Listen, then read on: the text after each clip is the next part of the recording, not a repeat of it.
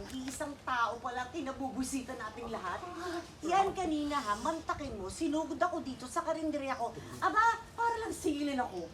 Eh, nagiging katatawanan niya yung mga beauty contest na sinasalihan namin nitong si Matilda dahil sa pangit na yun. True. Kahit kailan, hindi mananalo sa akin yung Zoraida na yan. Di ba? Correct. Kasi ito pa. Oh. Panahon na para wakasan na yung paghahasik na nakapangitan dito. Tama!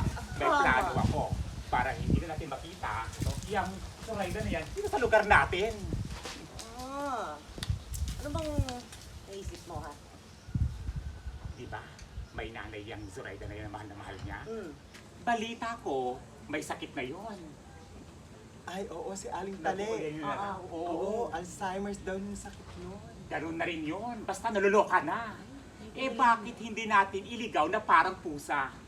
Diba? Para hindi natin makita yung pamumukha niya dito sa lugar natin. Correct.